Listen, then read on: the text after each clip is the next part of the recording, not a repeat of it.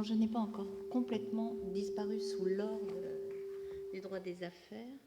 Et effectivement, quand je fais cours d'amphi de régulation bancaire et financière au master de finance de Sciences Po, les étudiants se plaignent à la direction parce qu'ils trouvent que c'est un cours de philosophie. Donc là, je vais essayer de faire le contraire, de faire un exposé le plus pragmatique possible. Alors d'abord, merci vraiment beaucoup de m'avoir invité. J'ai appris plein de choses. Et j'ai, par exemple, beaucoup apprécié et noté les exemples que vous preniez toujours.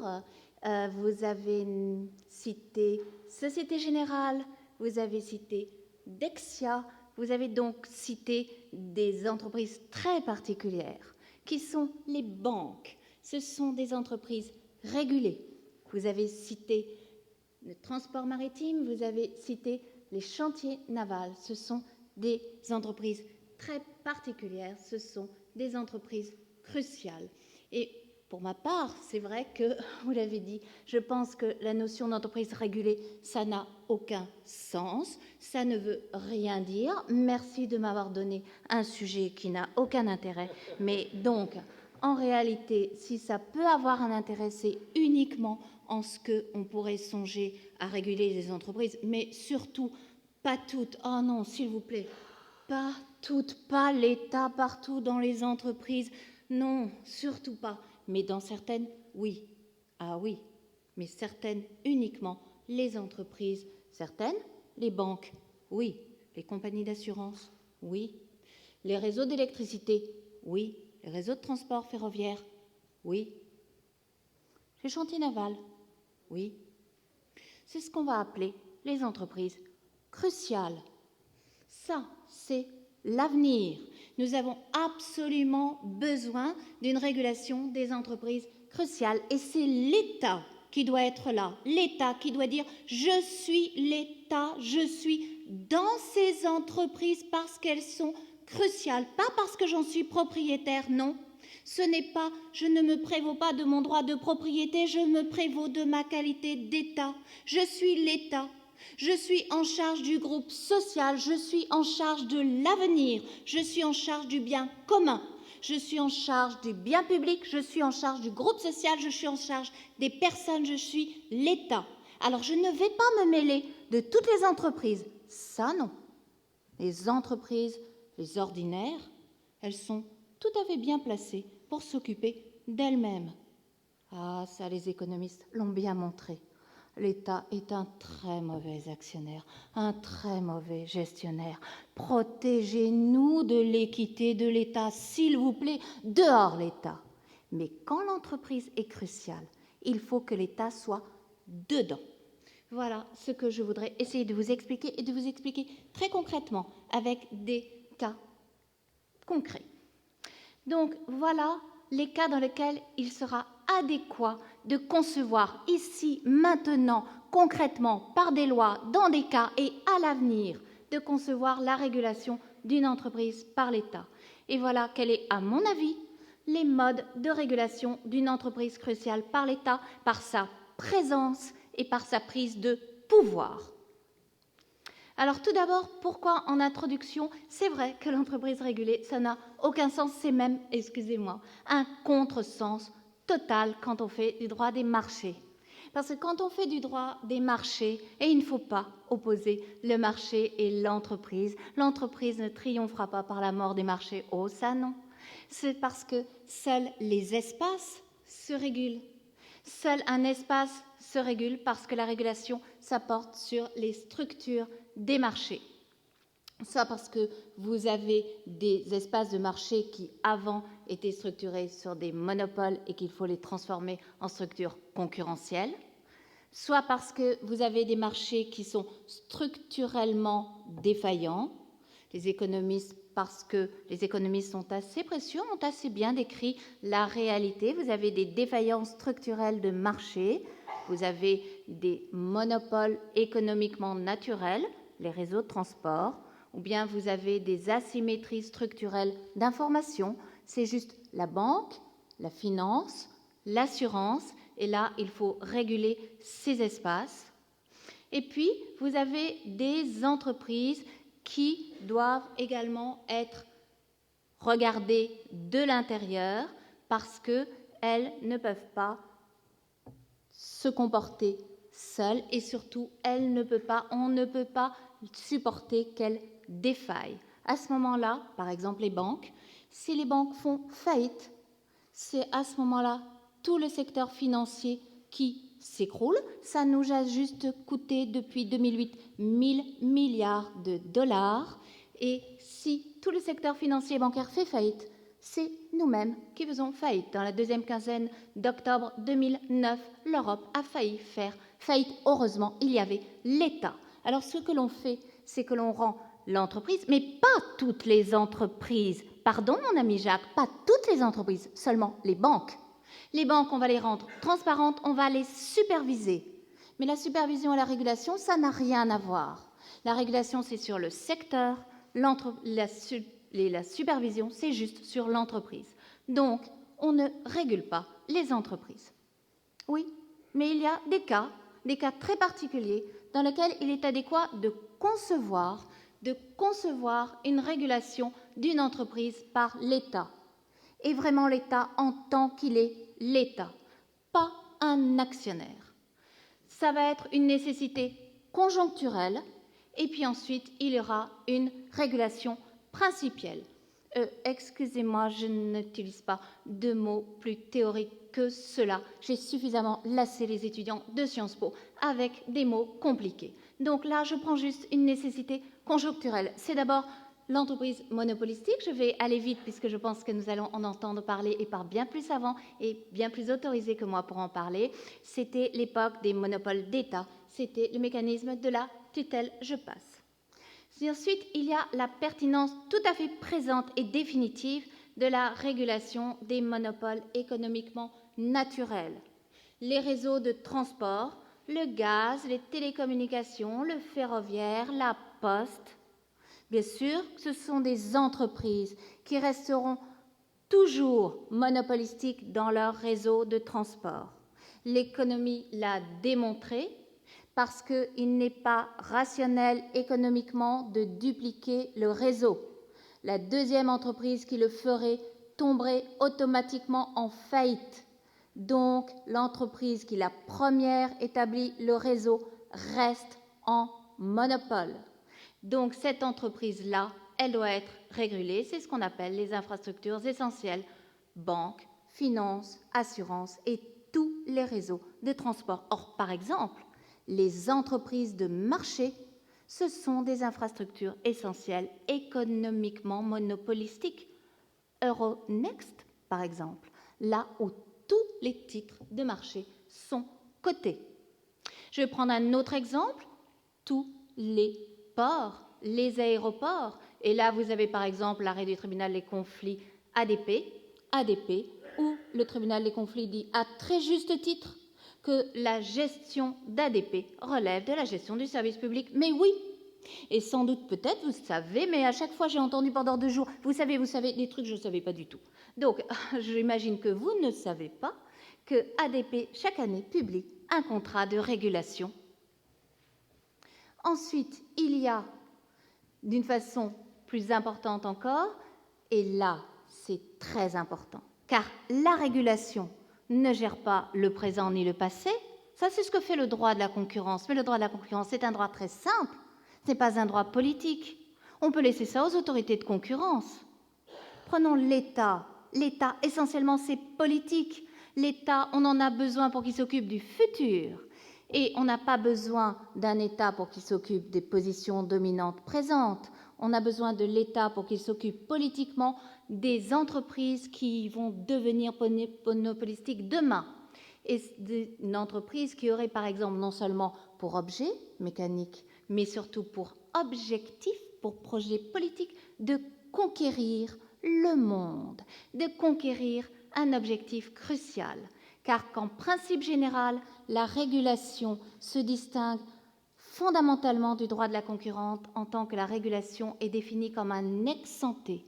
La régulation, c'est un corps de règles très puissant avec des interdictions, des obligations de comportement, des attributions de certification, d'autorisation, de licence. C'est du gouvernement avec, je vous donne toutes les majuscules que vous voulez, avec un grand G pour organiser des secteurs. Et quand il y a une perspective de monopole, alors il y a ce qu'on pourrait appeler un instant de régulation, c'est le contrôle des concentrations. Le contrôle des concentrations, c'est le pouvoir le plus grand qu'ont actuellement les États. Et les États les utilisent grandement. Et si vous avez par exemple, les Américains se sont offerts les bourses européennes, c'est-à-dire toutes les entreprises qui tiennent toutes les cotations des sociétés cotées. Mais comme nous avons confié le contrôle des concentrations aux autorités de la concurrence, on n'a rien dit. Pierre Moscovici a dit « c'est un souci », mais Bruno Lasserre a dit « vive la concurrence ». Alors prenons un cas encore plus embêtant. Les entreprises de marché sont des sociétés anonymes qui sont détenues par des entreprises privées qui cotent leurs actions sur leur propre marché. Ça s'appelle une énorme mine flottante.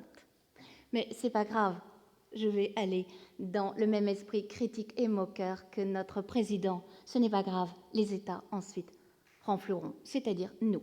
Alors prenons un cas beaucoup plus souciant encore. C'est si jamais nous avons un risque de conquête d'un espace crucial et laissons là le problème qui n'est pas encore majeur, qui n'est que le problème des places financières, et prenons un cas beaucoup plus important, le cas Google. Car on en a parlé un tout petit peu hier avec mon grand ami Martin Collet qui a parlé, attendez, son expression était charmante, il a parlé des logiciels extravagants. Des logiciels extravagants. Oui, ce sont juste les logiciels qui vont nous dominer. Alors, c'est bien. Il y a des gens qui écrivent des livres pour expliquer comment ils vont conquérir le monde. C'est commode. C'est bien. On a le mode d'emploi. Ils y sont allés carrément. Ils ont publié un bouquin en 2013, The New Digital Age. Et voilà. Regardez.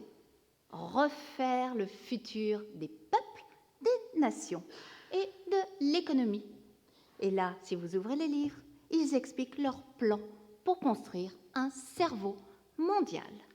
Ils vont prendre la totalité de toutes les informations du monde et à partir de là, ils vont tout connecter, ils vont eux-mêmes fabriquer des informations nouvelles, ce qu'on appelle techniquement les métadonnées. Ça marche très très bien. Je suis sûre, vous êtes tous sur Google.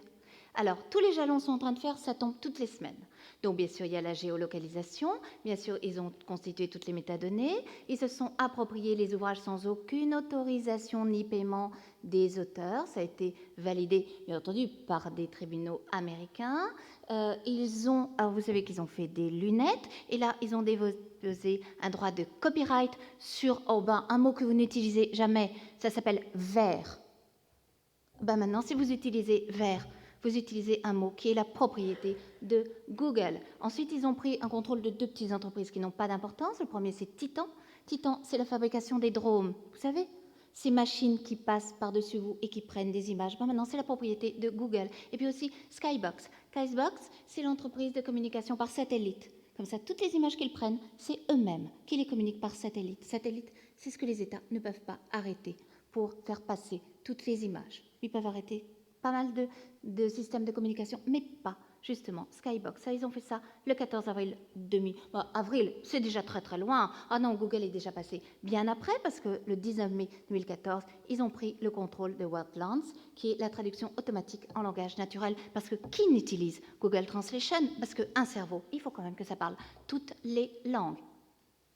Qui régule Google? Hier, on a juste parlé des problèmes fiscaux. Ça, c'est juste le problème d'argent des États. Mais ce qu'on demande aux États, c'est éventuellement que nous ne soyons pas ce que Google a déjà dit qu'il allait faire dans son livre, c'est-à-dire nous transformer tous en données. Nous sommes les data de Google. Et alors, on va continuer, ça c'était avant-hier, parce que faire les slides avec Google, c'est pas possible. On arrive le soir et Google a encore fait un truc. On n'en peut plus, vous voyez. Donc, alors, hier, qu'est-ce qu'ils ont fait? Donc, ils ont créé Google Cultural Institute. Donc, ils ont pris toutes les œuvres du MoMA. Et là, gratuitement, tout est gratuit.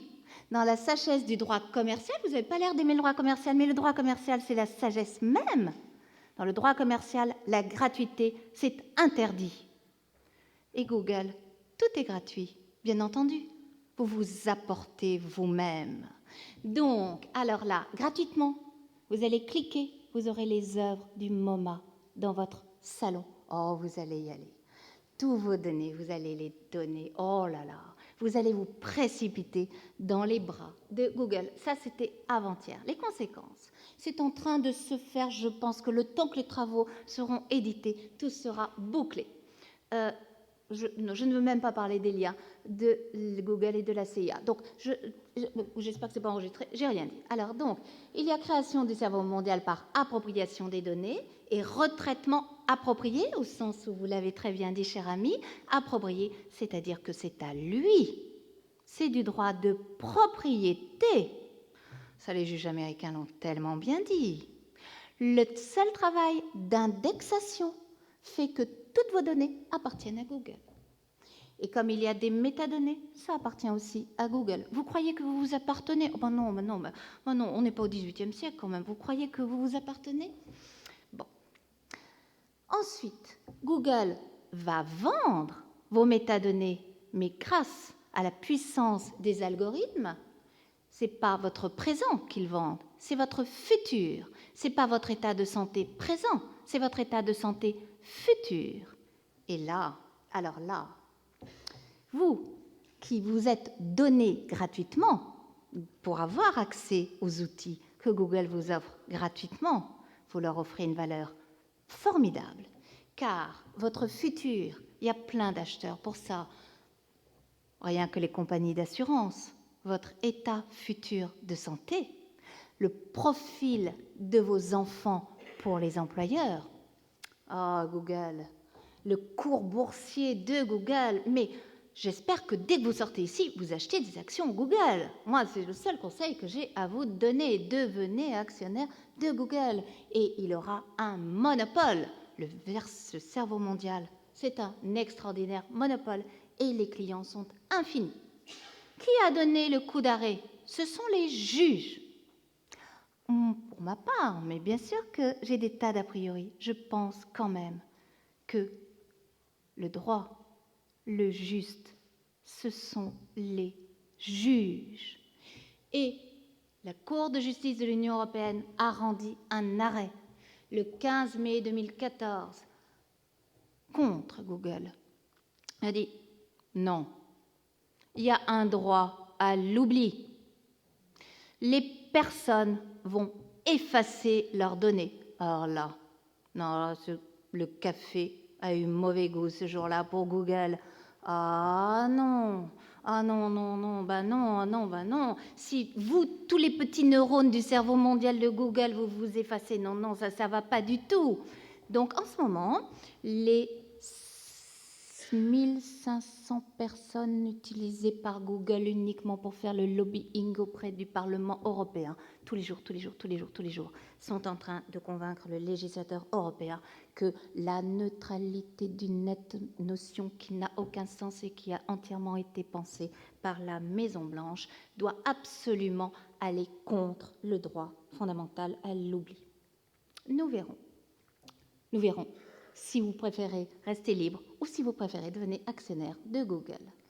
Donc, ce qu'il faut éventuellement dire à travers ce cas, ce n'est qu'un petit cas dont dépend entièrement notre avenir, c'est que lorsque nous avons ici une entreprise qui va vouloir gouverner le monde, avant c'était un monsieur avec une petite moustache, maintenant c'est une entreprise, mais nous voyons bien que les personnes morales valent bien les personnes physiques. Il y a parfois des nécessités principielles de réguler des entreprises dès l'instant qu'elles sont cruciales. Ici, nous avons une entreprise cruciale puisqu'elle porte sur un secteur crucial et une question cruciale, juste nous. Pardon d'être aussi égoïste, excusez-moi Alain, je suis très égoïste, mais on considère que Google est une entreprise cruciale puisqu'elle me concerne moi. Alors des entreprises cruciales, on sait ce que c'est, même si l'adjectif pour le moment n'est pas encore très utilisé. On en a déjà repéré, si l'on veut bien admettre qu'il y a une nécessité de les réguler. Alors, il y a tout d'abord des entreprises qui sont cruciales d'une façon négative. Une entreprise cruciale d'une façon négative, ce sont ce qu'on appelle un peu en jargon les opérateurs systémiques et supersystémiques. Ce sont les banques et les établissements financiers. La définition est la suivante. Un opérateur est crucial d'une façon négative si sa défaillance fait défaillir tout le secteur. Donc, vous voyez, c'est une définition négative, puisque n'est pas crucial d'une façon ordinaire, mais s'il y a un choc et s'il arrive quelque chose de mauvais à l'entreprise, par exemple, elle fait faillite, ben à ce moment-là, il va arriver quelque chose de négatif à l'ensemble du secteur et donc à l'ensemble de nous. Vous voyez, comme j'ai un exposé à ce point très égoïste, mais disons, toutes les banques font faillite, et ben à ce moment-là, le secteur bancaire fait faillite, à ce moment-là, moi qui étais dépositaire et qui voulais prendre un crédit, je suis bien embêtée, donc ça me concerne quand même directement. À ce moment-là, c'est un opérateur systémique, crucial, défini négativement. Et là, l'Europe va réagir, un petit peu aussi les États-Unis avec la loi Dodd-Frank. Donc, vous avez une régulation des entreprises négativement cruciales. Ça va être les règlements communautaires du 23 novembre 2010 qui va créer 3 régulateurs européens, EBA, ESMA, EIOPA. Donc, l'un, c'est pour les banques, l'autre, les établissements financiers. Le troisième, c'est les compagnies d'assurance. Ce sont 3 régulateurs qui travaillent ensemble, qui produisent des normes que pour ma part, mais voyez-vous, j'aime bien le marché. Ce sont des normes très efficaces. On prend des normes prudentielles et on est en train de voter en ce moment au Parlement sur un texte qui a été déposé le 6 février 2014, un mécanisme de régulation, de résolution bancaire qui est une façon de mettre les banques en faillite, de faire en sorte que les États les renflouent. Et cette fois-ci, ce sont les États qui vont intervenir et qui vont dire... Donc oui, je serais moi, pour ma part un peu moins critique, un peu plus optimiste. Ce sont les États qui vont venir dire leurs mots et pas du tout les actionnaires. Mais il n'y a pas qu'une définition négative des entreprises cruciales. Il y a également les entreprises positivement cruciales. Ce ne sont plus les opérateurs qui sont indifférents, mais quand il arrive un choc, bon, ben, ça nous concerne. Ce sont les opérateurs sans lesquels le secteur ne fonctionne pas. Vous voyez que c'est une autre définition. Par exemple, les réseaux de transport. Les réseaux de transport, non seulement on ne veut pas qu'ils fassent faillite, mais on veut en plus qu'ils fonctionnent. Là, vous en avez plein. Vous avez par exemple les commissaires aux comptes. Les commissaires aux comptes, on a besoin qu'ils fonctionnent. Par exemple, quand on accorde de l'importance, comme on l'a vu ce matin avec Jacques Mestre, à l'information, à la fiabilité de l'information, à ces choses-là. Les comités d'entreprise, moi aussi j'aime bien les comités d'entreprise. On veut aussi que ça fonctionne bien, qu'ils puissent dire leurs mots. Et puis, ça peut être aussi les banques, car les banques peuvent être des opérateurs cruciaux non seulement négativement, on ne veut pas qu'elles fassent faillite, mais il y en a qui pensent que les banques auraient leur rôle à jouer dans le financement de l'économie.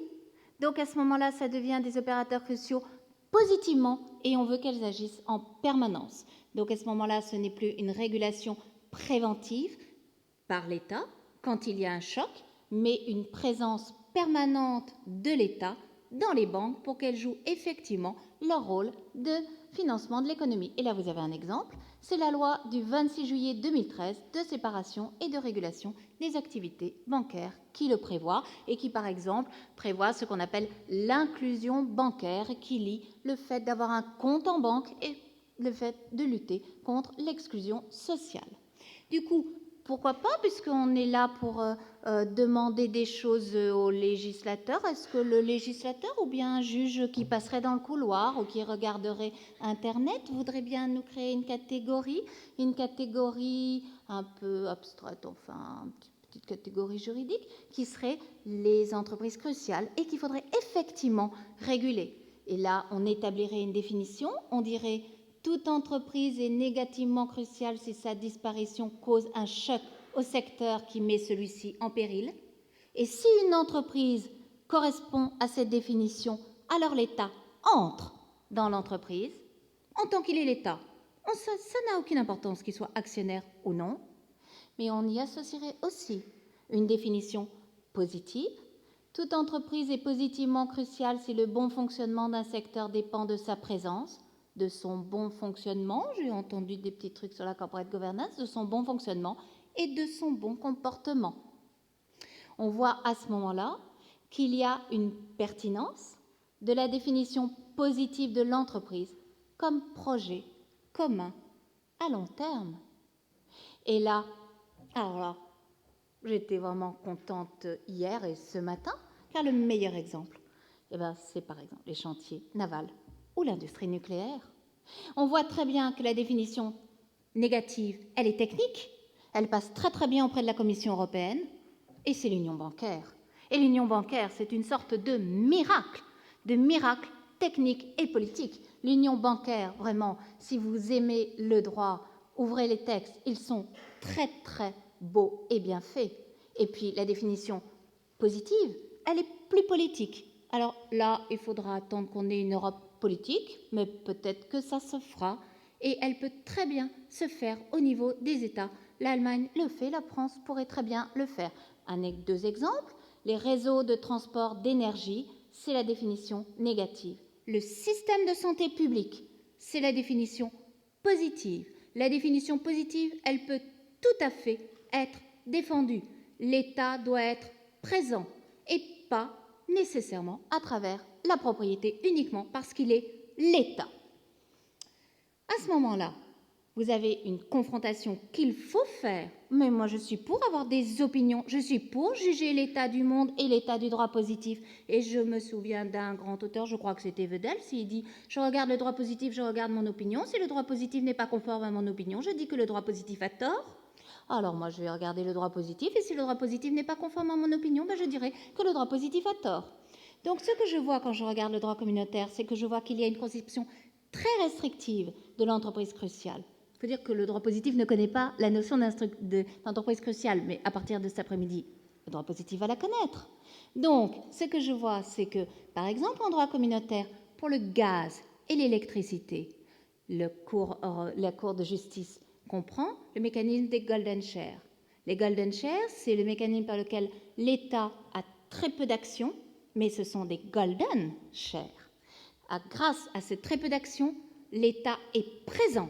Et l'État peut s'opposer à des cessions, peut imposer des décisions, etc. Et la Cour l'a admis. Pourquoi ?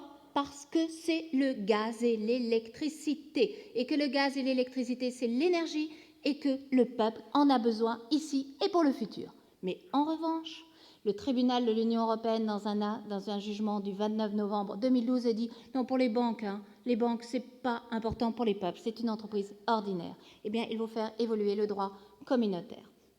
Je me dépêche ou alors j'arrête. Comment est-ce qu'il faut faire ? Eh bien, il faut faire. Moi, je suis comme Martin Collet, je dis non seulement il faut bien concevoir, mais il faut faire. Il faut que l'État soit présent. Non seulement il doit être présent en tant que propriétaire, éventuellement, comme il n'a plus trop d'argent, ce n'est pas forcément la voie vers laquelle il faut s'orienter, il doit s'imposer en tant qu'il est l'État. Donc, il faut faire, et là je vais juste aller très vite, prenons d'abord sa présence dans les organes sociétaires. Dans les organes sociétaires, il doit s'imposer. J'ai noté ce qu'avait dit notre collègue allemand en disant que le meilleur organe sociétaire pour être présent et dire ce que l'on pense et que cela soit pris en considération, c'est le conseil de surveillance. Et là, je vais prendre un exemple très concret, c'est Louis Gallois. Louis Gallois, qui est l'exemple même du grand serviteur de l'État. Il est président du conseil de surveillance de PSA, de Peugeot. Peugeot, c'est une entreprise privée. Oui, mais c'est une entreprise cruciale.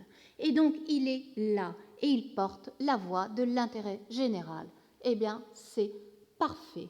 De la même façon que même en dehors des organes sociétaires, l'État doit être là. Il fut un temps où il y avait un commissaire aux participations de l'État qui était très différent de l'agence des participations de l'État parce que l'État doit avoir son mot à dire. Avoir son mot à dire, je crois que Perelman a été cité hier, c'est l'importance du fonctionnement rhétorique des sociétés, surtout si elles sont cotées. Donc plus une société est cruciale, plus elle doit être cotée.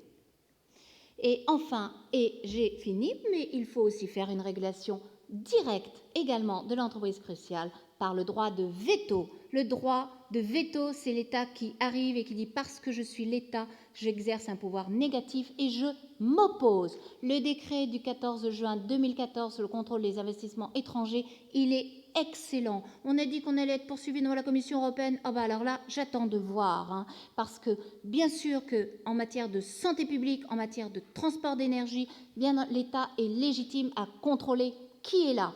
Simplement, à mon avis, ça ne peut porter que sur une entreprise cruciale et pas sur toutes les entreprises. Là, je me réfère à ce que vous avez dit sur la décision du Conseil constitutionnel du 27 mars 2014. Pour ma part, je trouve que cette décision est excessive. Le Conseil fait ce qu'il peut parce que ça vaut pour toutes les entreprises. Non, pas pour toutes les entreprises. Si c'était limité aux entreprises cruciales, ah oui, pouvoir s'opposer, oui, mais pour toutes les entreprises, non. Nous ne sommes pas en économie dirigée.